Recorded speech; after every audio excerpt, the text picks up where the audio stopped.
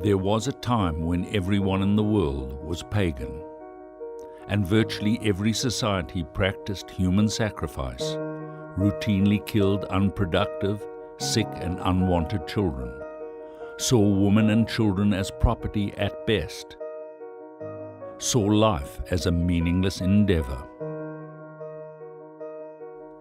In such a world, would you have believed any differently?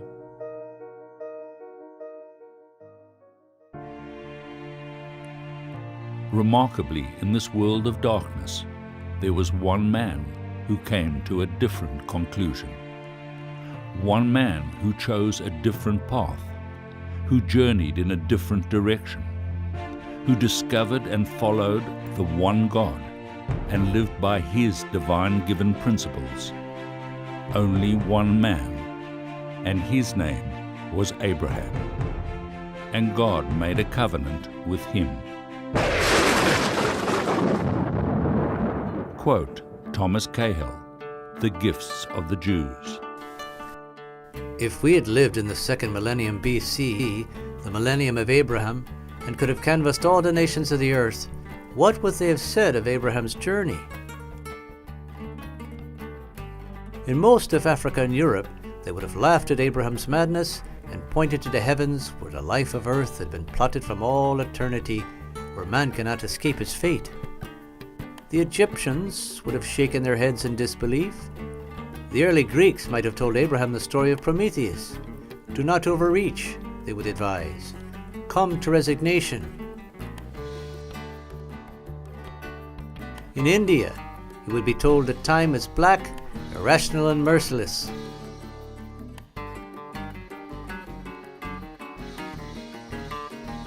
On every continent and every society, Abraham would have been given the same advice that wise men as diverse as Heraclitus, Lao Tzu, and Siddhartha would one day give their followers. Do not journey, but sit. Compose yourself by the river of life. Meditate on its ceaseless and meaningless flow.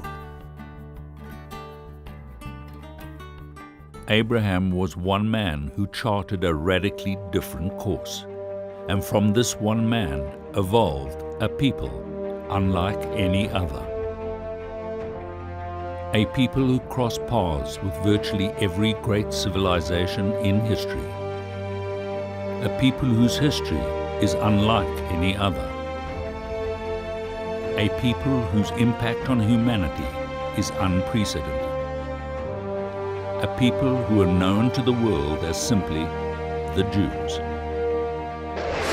Over 3,300 years ago, an event took place that happened only once in human history, and that was an entire nation experienced and witnessed divine revelation at Mount Sinai, the giving of the Torah, the Ten Commandments, the 5 books of Moses, by God to the Jewish people and through them to the world. What happened at Mount Sinai changed the world forever. For the first time in history, man had been given a divine moral compass, a guide for how to best live one's life, to perfect oneself and the world. In the ancient world, in the eastern part of the Fertile Crescent, also known as the cradle of civilization, is the Holy Land, the land of Israel. And there, for centuries, the Jewish people flourished and lived in peace. And then, because they did not live up to their divine covenant, the Jews faced destruction after destruction at the hands of their enemies. First came the Babylonians, then the Persians, then the Greeks, and finally, with all their fury, the Romans, who forced them into exile and dispersion. For over 2,500 years, Jews suffered persecution.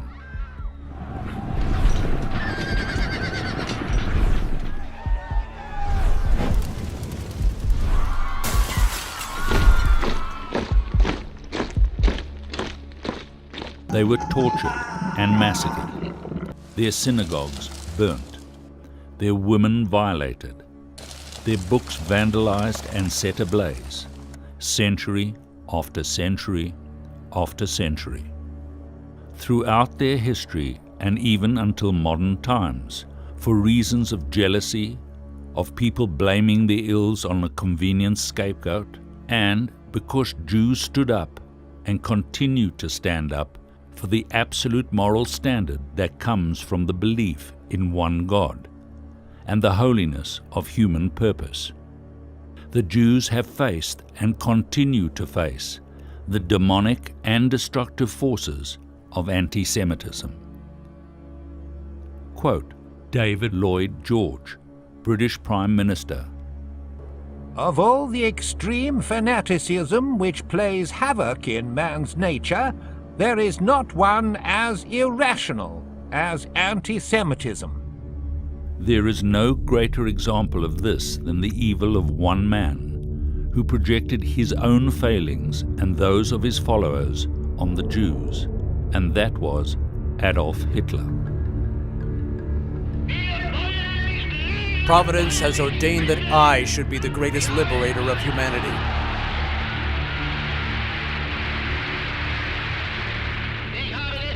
I am freeing man from a false vision called conscience and morality.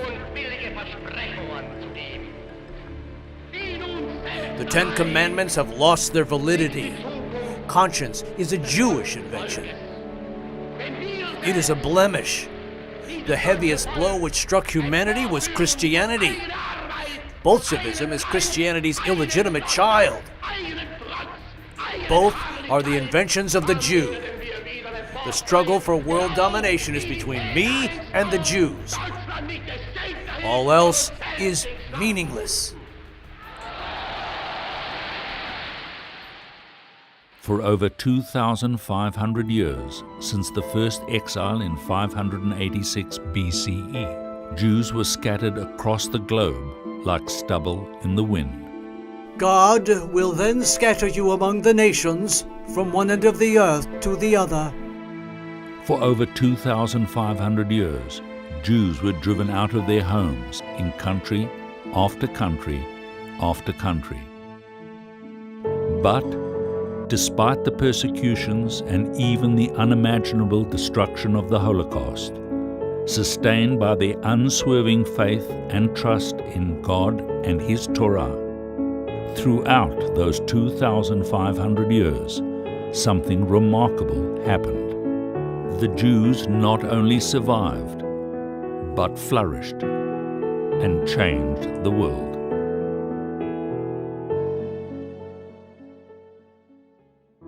Quote, Paul Johnson, author, A History of the Jews and a History of Christianity. It is almost beyond our capacity to imagine how the world would have fared if they, the Jews, had never emerged. Certainly the world without the Jews would have been a radically different place. Humanity might have eventually stumbled upon all the Jewish insights, but we cannot be sure.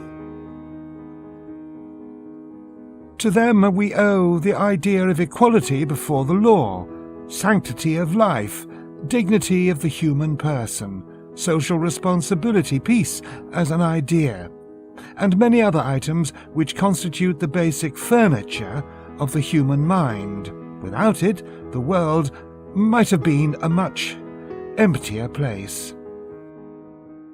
Quote, John Adams, the second President of the United States. The Hebrews, the Jews, have contributed more to civilized man than any other nation. They have given religion to 3/4 of the globe, and have influenced the affairs of mankind more and more happily than any other nation, ancient or modern. Quote, Woodrow Wilson, the 28th President of the United States. The laws of Moses contributed suggestions and impulses to the men and institutions, which were to prepare the modern world, and if we could have but the eyes to see, we should readily discover how much besides religion we owe to the Jews. One remarkable fact is that since Alfred Nobel first created his prize, over 1/5 of all the Nobel Prizes have been awarded to Jews. Jews who comprise only less than 1/2 of 1% of the world's population, and yet have received over 20% of the Nobel Prizes for the greatest scientific, social, economic, creative, and intellectual contributions to the progress of mankind. But it is not only in their pursuit of human excellence that Jews have contributed more to the world relative to their numbers than any other people throughout history. It's their passion for meaning, purpose, morality in life, and their respect for human dignity that Jews have always been, for good and for bad, at the forefront of change.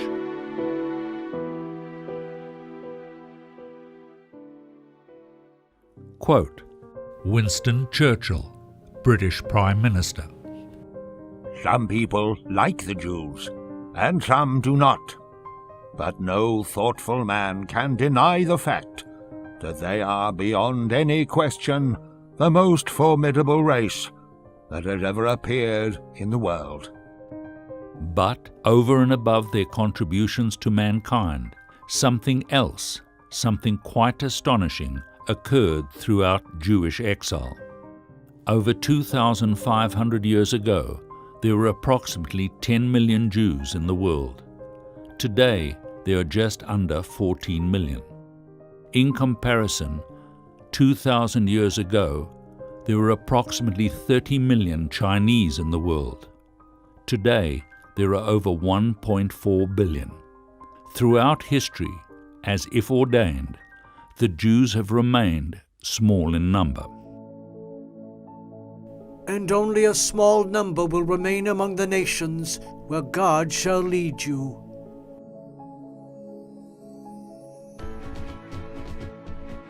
And throughout these 2,500 years of exile, something equally astonishing happened. The Jews never let their dream of returning to their God-given ancient homeland. They never lost hope. They never stopped believing that one day their dispersion would end.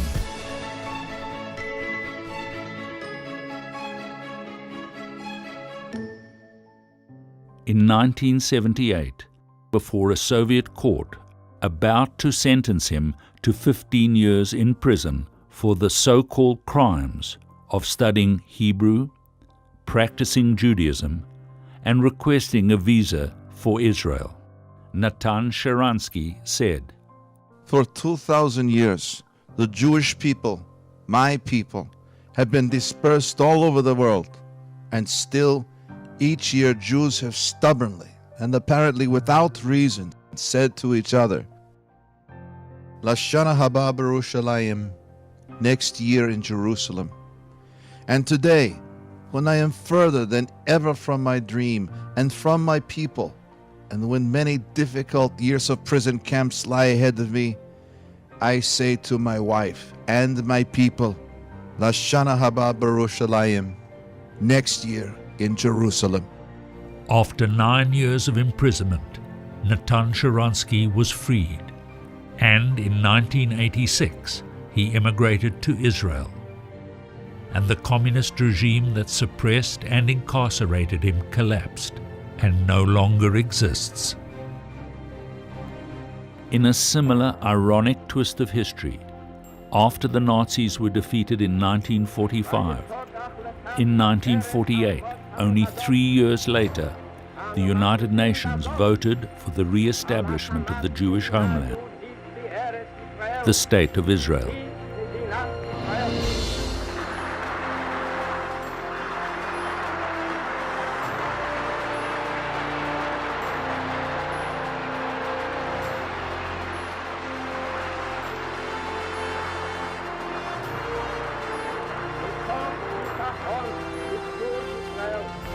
To date, after 2,500 years of dispersion to over 100 countries on 5 continents, the Jews are the only people throughout history to survive, retain their identity, and return not only once, but twice from exile to their ancient homeland.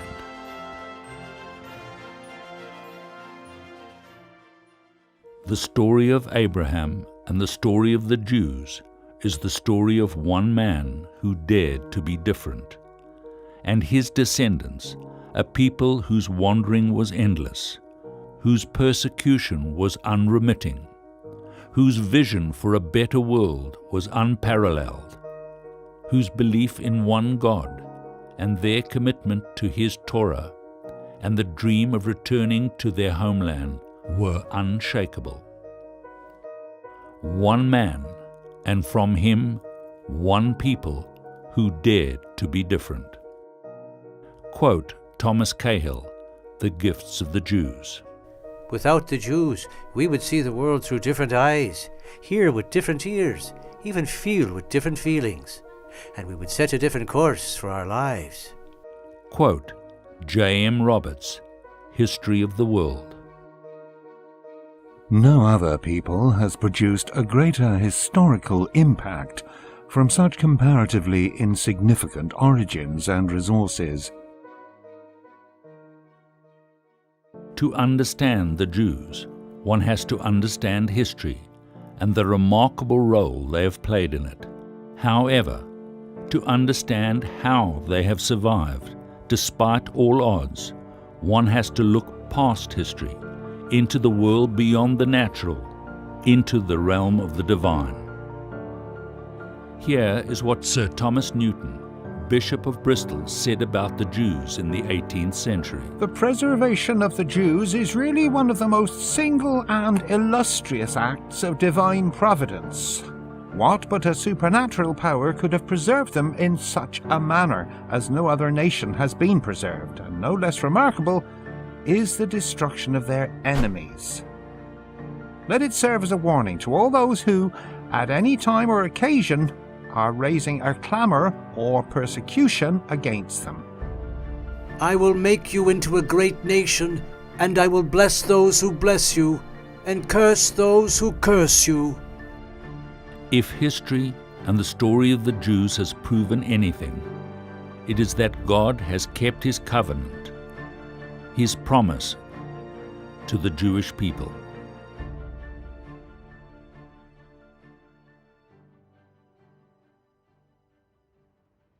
Here is a quote by Leon Tolstoy, the Russian writer, written in 1908. What is the Jew? What kind of unique creature is this whom all the rulers of all the nations of the world have disgraced, crushed, expelled, destroyed, persecuted, burned, and drowned, and who, despite the anger and fury of their oppressors, continues to live and to flourish? The Jew is the symbol of eternity. He is the one who, following the faithfulness of his ancestors, has for so long had guarded the prophetic message and transmitted it to all mankind.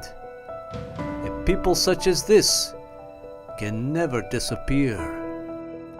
Writing about the Jews in 1899, Mark Twain observed that the Egyptian, the Babylonian, and the Persian rose, filled the planet with sound and splendor, then faded to dream stuff and passed away. The Greek and the Roman followed and made a vast noise, and they are gone. Other people have sprung up and held their torch high for a time, but it burned out, and they sit in twilight now or have vanished.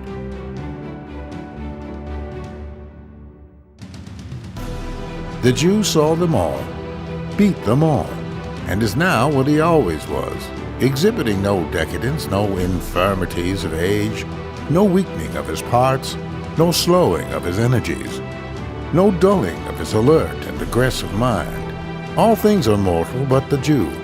All other forces pass, but he remains. What is the secret of his immortality?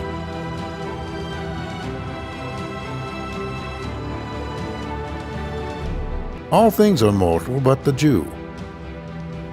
All other forces pass, but he remains. What is the secret of his immortality?